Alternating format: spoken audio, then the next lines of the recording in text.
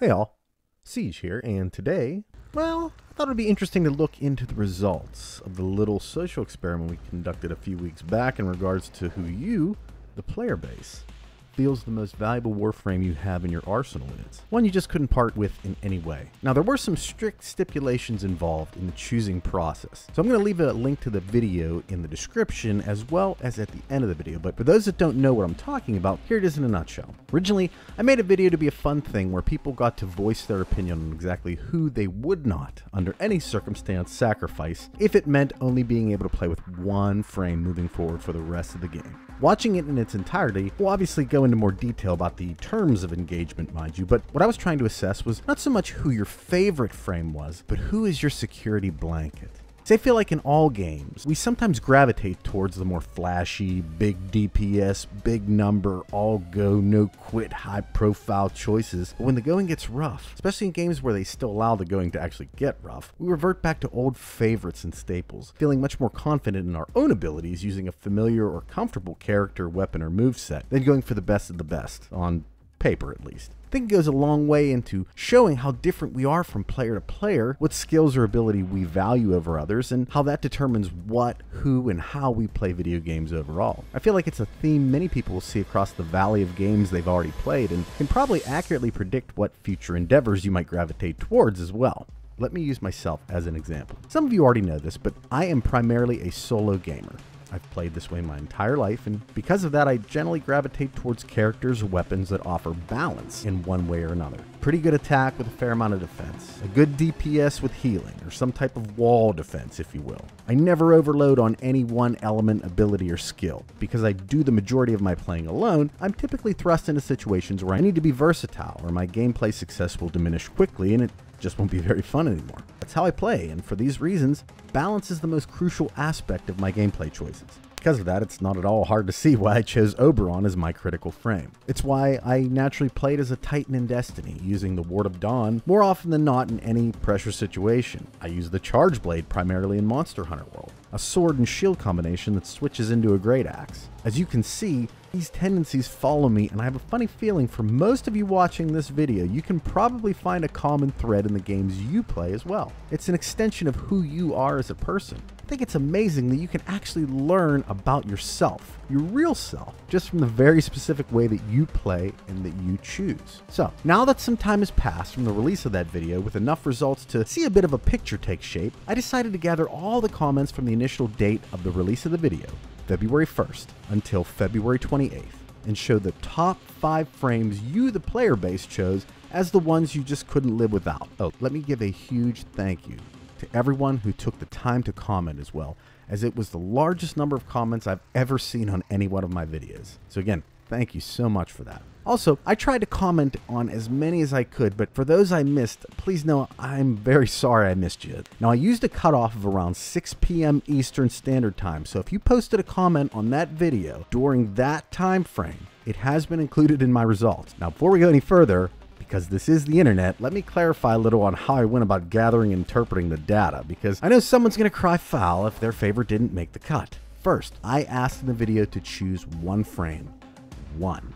So, if your answer included 2 or more frames without something in the comments showing you leaning to one specifically, I'm sorry, but it wasn't counted. Some of the comments that I saw included 5 or 6 Warframes at a time, and honestly, it just felt like I would be giving too many votes to certain people and not enough to others who actually just picked the one frame. I think it would have skewed the results a little bit too much. I got one comment that literally picked every Warframe, so I had to make a judgment call here, and I did. Also, let me give a big shout out to those of you who started out your answer on the first line, gave a bunch of blank spaces, and finally posted your response 20 rows below. You single-handedly made me figure out what a comment scraper is, so thank you for forcing me to learn that lesson. And finally, I did my best to interpret the answers that were provided to me. Whereas a simple name would have been best, some of you decided to answer in code, per se. Again, I did my very best to fill in the blanks and figure out who some of you were choosing. Pretty sure I got them all right, so cut me some slack, all right? That out of the way, let's get into the results. From well over 2,000 comments, I was able to pull out 1,347 of them that had decided on a Warframe, be it the very common, "that's easy, I would choose this frame," to other situations where the commenter picked many frames to start with, but in the end chose one as the best. So, for those of you who chose and care, here's who you think are the most valuable frames in the game. This isn't surprising to me at all, in that Volt has a lot of the characteristics I look for in a frame. Volt is an all-round powerhouse that can do so many things proficiently. Defense, offense, support, crowd control, that it makes him a good choice for pretty much any mission in the game. There's really no downsides to Volt, and I feel like those that play him consistently are the only ones who truly appreciate all the versatility of his kit. Now, Volt garnered just over 5% of the total vote to finish out with 69 votes, and as such holds the number 5 spot on the list.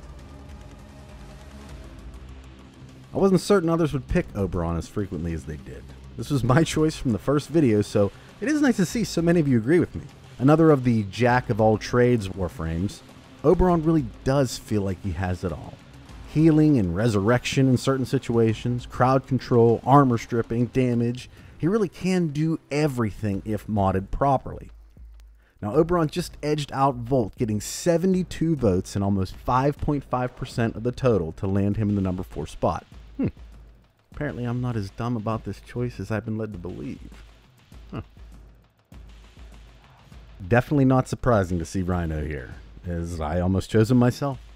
To me, Rhino is where I go when I know the mission is going to be rough and I need to be a rock for the rest of the group. His iron skin ability is just so good at keeping you alive that he might be worth using for that alone. His damage buffs to the team, as well as ability to freeze time if the going gets too crazy, make him an attractive pick for anything that you do in the game. I mean, personally, I can't think of a scenario where Rhino would be a bad choice. But I'll leave it up to you guys in the comments to tell me where that might be. Overall, though, Rhino received 81 total votes, or just over 6%. Again, I almost chose him myself, so seeing him here makes perfect sense. Nidus being the number 2 Warframe that people in our little discussion chose, I think, speaks to the quality of Nidus's kit. All of his abilities really do flow with each other and make playing this character really satisfying. Not only that, but he's one of the few frames I use where my weapon really doesn't matter that much. Many times I find myself barely even using it. When a Warframe can change the playing experience that much, it's obviously something special, and I think it shows right here in how many of you said you couldn't live without this guy.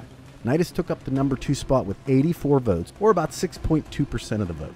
As I sit here, it just hit me that I can't personally say any other Warframe in the game lets me shelve my weapon like Nidus does during a mission. Well, there is one. He's my starter frame, and I'm guessing many of you are in the same boat. There's very little he doesn't do well, and in this case, not only is there no reason to worry about a weapon, there's almost no reason to even worry about anything other than his 4th ability, Exalted Blade. In the right circumstances, it's possible to ignite your light skana at the beginning of the mission and never turn it off. Like at all. That's good ability, if you ask me. Solid overall frame, and a deserving choice for number 1. In my opinion, at least, getting 127 total votes, or almost 10% of the total. Now, before you say anything, you could probably make the case that because this is the oldest frame, it only makes sense that this got number 1. But again, all these frames have been out for a very long time, so it's not like people haven't had the opportunity to play with them for a little bit and kind of choose their own path. So what did you think about the results? It's pretty important to remember that this doesn't mean anything. If you chose a frame not on this list, don't feel bad. You just come to an understanding with that frame others haven't. And the beautiful part about Warframe is that you can run this game with anyone. They are all super strong, especially in the hands of those who are willing to really understand them. Success and failure in Warframe is predicated mostly on what you do with the abilities you're given, not which ones you have. One thing to note I found interesting was the Ashe-Loki scenario. They were literally 6 and 7 respectively, with Ashe edging out Loki by just 4 votes. That should get people talking, right? Well, like always, I hope you enjoyed the video. It was fun to make and educational for me in how many things I had to learn to do to make it actually happen. But that in turn should show benefit in future videos, right? At any rate, I hope you all have a wonderful day. Have a spectacular weekend, and I'll talk at you the next one. Bye.